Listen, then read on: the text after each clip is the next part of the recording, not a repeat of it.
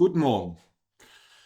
Ich sage guten Morgen, weil es noch recht früh ist, 6 Uhr morgens. Ich möchte heute mal über die Information sprechen. Was ist eine Information? Und zuallererst ist es wahrscheinlich nötig, dass ich ganz kurz darüber spreche, wie ich überhaupt darauf komme, diese Frage zu stellen, denn Information scheint einerseits als Begriff völlig geklärt.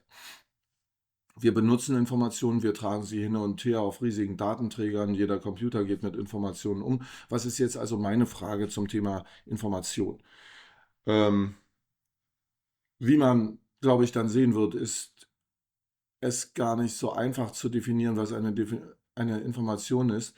Und es ist eine geradezu philosophische Frage. Und es hat viel damit zu tun, dass ich ja auch sage, das Universum ist ein Bewusstsein. Es ist kein Universum, das aus Materie besteht, sondern es ist das Bild eines Bewusstseins und es besteht aus Vorstellungen bzw. Informationen.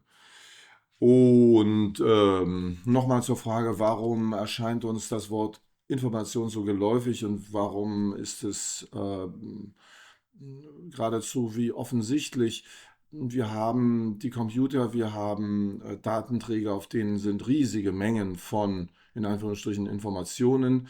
Das sind Auf den Datenträgern sind sie verschlüsselt als Nullen und Einsen. Wir nennen das digital verschlüsselt, digitale Informationen. Die Nullen und Einsen sind in Clustern organisiert. Man nennt es Byte. Ein Byte hat 8 Bit. 8 Bit, also 8-mal hintereinander diese Nullen und Einsen. 8 Bit zusammen ergeben eine Verschlüsselungsmöglichkeit von 254 verschiedenen Zeichen, was ungefähr ähm, alle möglichen Zeichen des Alphabets ist und noch die Zahlen dazu und also die 10 Zahlen 0 bis 9 und alle möglichen Zeichen. Das ist, glaube ich, der Grund, warum es überhaupt diese Byte gibt und warum man das so misst. Aber ähm, ich möchte ja hier darstellen, dass eine Information etwas sein muss, das aus mehreren Datenpunkten besteht und es im Grunde keine Information ist zu sagen 0 oder 1. Ähm, man stelle sich, man stelle sich einen Datenpunkt so vor wie einen Punkt, den ich jetzt hinter mir einblende und ein Datenpunkt, so wie 0 oder 1, sagt uns erstmal gar nichts. Man kann es also auf verschiedene Weise begründen. Man könnte jetzt sagen, dass ein Datenpunkt einen Bezug haben muss zu anderen Datenpunkten, sonst ist es keine Vorstellung. Wenn ich zum Beispiel auf einem Datenträger diese ganzen Nullen und Einsen habe, also dann viele Megabyte und dann wieder viele Gigabyte, dann wird daraus letzten Endes ja ein Film oder es ist ein Text oder es ist ein Foto. Und schon daran sieht man, dass ein Datenpunkt selber uns wenig sagen würde. Aber selbst wenn ich dieses Zeichen hätte für eine Null und wüsste nicht, dass es in ein Zahlensystem gehört, also das Dezimalzahlensystem, wäre dieses Zeichen für sich genommen völlig aussagelos. Daher ist es ein Grundprinzip der Welt, dass es von diesen Datenpunkten mehrere geben muss und das Schlüsselwort dafür ist zwei. Es muss mindestens zwei geben.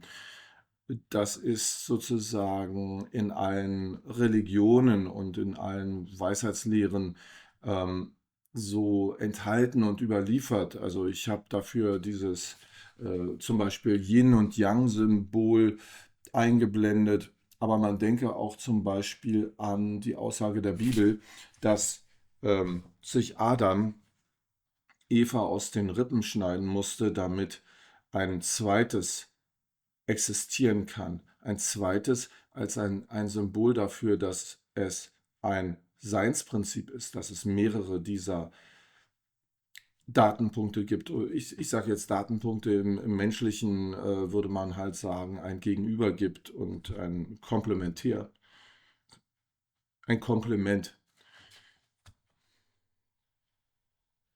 So sind also das Universum und das Gehirn wenn man so will, zwei gültige Bilder eines Bewusstseins und sie haben ja auch viel miteinander gemein. Also beispielsweise die vielen Objekte, die dort sind. Im Universum sind es die Planeten und die interstellaren Objekte. Im Gehirn sind es die Nervenzellen und sie haben alle miteinander Verbindung. Im Gehirn sind es diese Synapsen und im interstellaren Raum ist es die Gravitation, die die Dinge miteinander verbindet. Und in dem Zusammenhang sei nochmal erwähnt, dass ich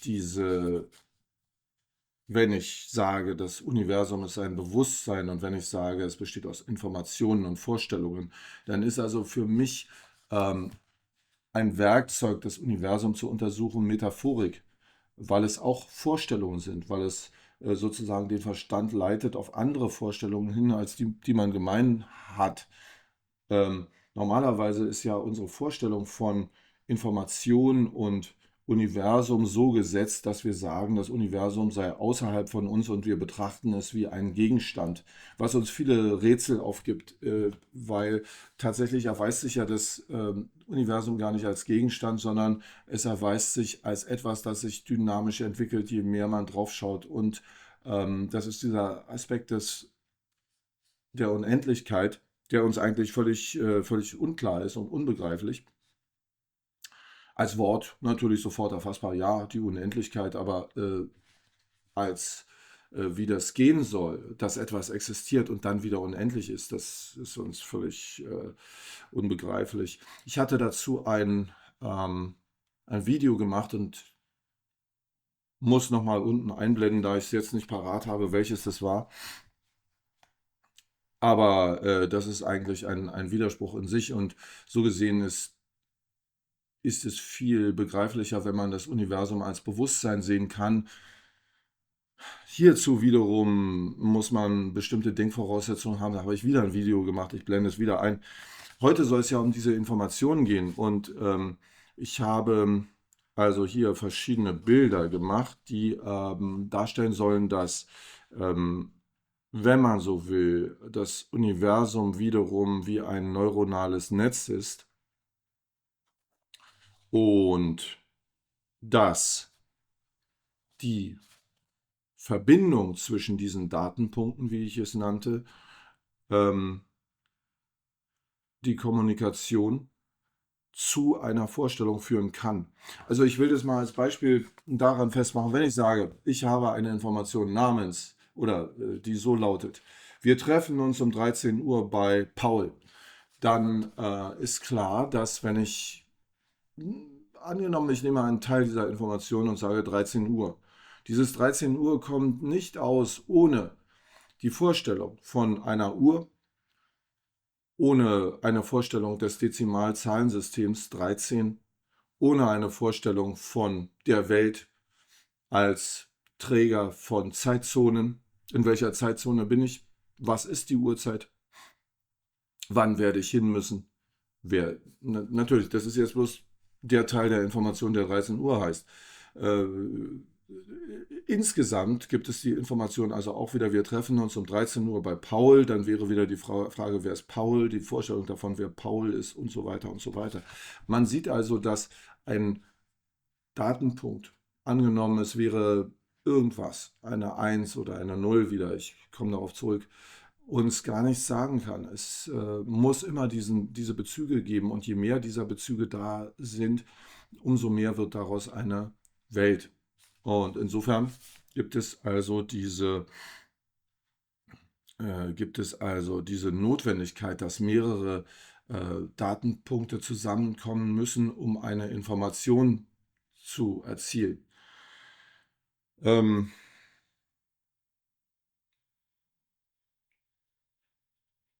ja, ich hatte das erwähnt mit Adam und Eva, ne, ähm, als ein Beispiel dafür, wie mindestens zwei Datenpunkte da sein müssen oder zwei aufeinander bezogene Punkte. Und man kann sich das genauso vorstellen wie einen Raum, in dem es bloß ein Objekt gibt. Und ähm, man kann sich also vorstellen, dass ein solcher Raum nicht existieren kann, weil es benötigt einen Beobachter für dieses Objekt. Es benötigt ein zweites Objekt mindestens, damit Raum entstehen kann. Angenommen, dieses Objekt hätte selber keinen Raum, es wäre winzig klein. So klein, wie man sich das vorstellen mag. Es kann keinen Raum aufhalten ohne ein zweites Objekt. Der Raum selber hat ja keine Koordinaten oder so. Die Koordinaten entstehen durch die Objekte, die in dem Raum sind. Das bedeutet, es gibt keinen Raum ohne Objekte darin. Im Spiritualismus ist ja Raum, Zeit etc. ohnehin etwas, das durch das Bewusstsein aufgefaltet wird. Es ist nicht in dem Sinn vorhanden, wie wir uns Existenz vorstellen. Wir stellen uns ja Existenz generell so vor, als sei Existenz etwas, das jenseits des menschlichen Bewusstseins existieren kann. Also Materie als jenseits des menschlichen Bewusstseins. Und ich sage ja immer, Materie ist nichts jenseits des menschlichen Bewusstseins. Es ist etwas, das durch das menschliche Bewusstsein erst hervorgebracht wird. Genau wie alles andere. Und insofern, um nochmal auf Adam und Eva zurückzukommen und dieses Yin-Yang-Symbol, für mich ist eben die Bibel ein Speicher fundamentaler philosophischer Information. Es ist nicht, wenn man so will, belanglos wäre sowieso das falsche Wort. Ich meine, es ist etwas, das viele sehen als, sagen wir mal, Rätselbuch, dessen Rätsel aber ihnen nichts sagen, oder ein überholtes Werk aus alter Zeit, wohingegen es mir so vorkommt, als seien die Rätsel der Bibel vielmehr eine Übertragung sehr, sehr großer Weisheit aus Zeiten, wo es diesen Materialismus, der uns scheinbar so klare Antworten gibt, als es diesen Materialismus noch nicht gab.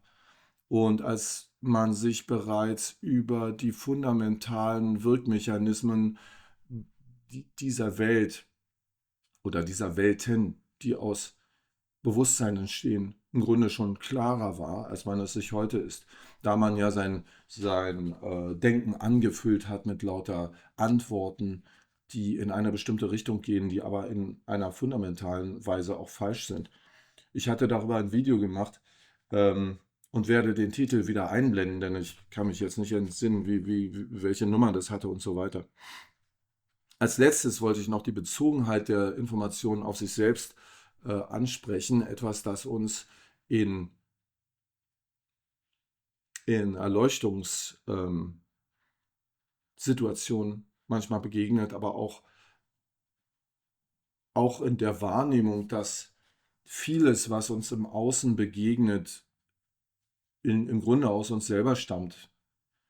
Also diese Entdeckung, die Leute immer wieder zum Beispiel bei Sigmund Freud gemacht hatten, also wenn sie hinkamen als Patient und haben gesagt, oh, mir begegnet dies und jenes im Leben immer wieder. Und wie kann denn das sein, Herr Doktor, helfen Sie mir, sagen Sie mir, wie ich mit diesen äußerlichen Vorgängen besser umgehen kann. Und dann sagte der Freud zum Beispiel, das liegt an Ihnen. In Ihnen ist der Gedanke vorhanden, es sei so und dadurch begegnet Ihnen das im Leben immer wieder. Und das ist dann wie so ein Wunder für die Menschen, weil sie im Grunde sich gar nicht vorstellen können, dass ihre eigene Bewusstseinswelt irgendeine Verbindung hat zu dieser scheinbar getrennten äußerlichen Realität. Die Bedingtheit der Information, dass sie sich aufeinander immer wieder bezieht und nicht auf eine äußerliche und getrennte Realität in Form einer Materie, in Form eines von ihnen getrennt existierenden Raumes. Das ist etwas, was dazu führt, dass man die Welt wie eine Spiegelwelt verstehen kann und dass einem das Gespiegelte immer wieder begegnet. Die Begriffe, die man selber hat, äh, begegnen einem in dieser Welt aus Information immer wieder. Und das ist ein guter Grund übrigens für Metaphorik, weil man feststellt, dass die Metaphern, die man hat, die Geschichten, die Vergleiche, die Analogien, die Parabeln sich dann im Außen immer und immer wieder finden. Und insofern komme ich nochmal zurück auf meinen Vergleich zwischen dem Universum und dem Gehirn und den Objekten, die im Universum sind und den Objekten, die man im Gehirn letzten Endes findet. Es hat eine große Ähnlichkeit, es hat eine große, ähm, es hat metaphorische Verbindungen und insofern, wie gesagt, halte ich Worte, halte ich Metaphorik für das Werkzeug der Wahl, wenn man sich darüber klar werden möchte, was das Universum überhaupt ist und wie dieses Bewusstsein zustande kommt. Ich hoffe, ich konnte heute Morgen an dieser frühen Stunde ein kleines bisschen darüber euch sagen, etwas Interessantes über Information.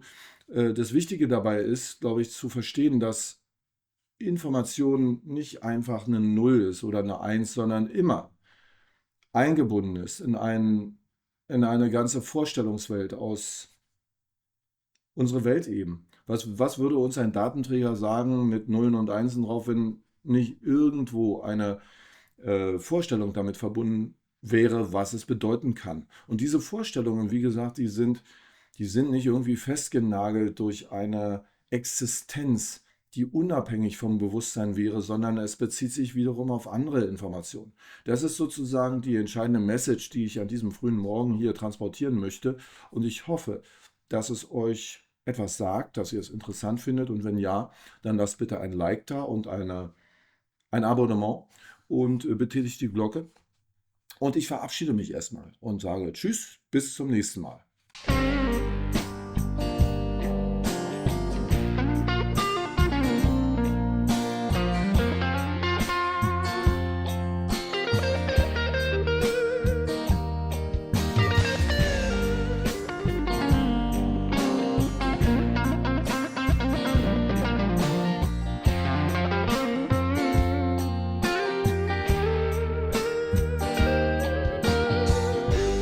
I can take your anger, baby.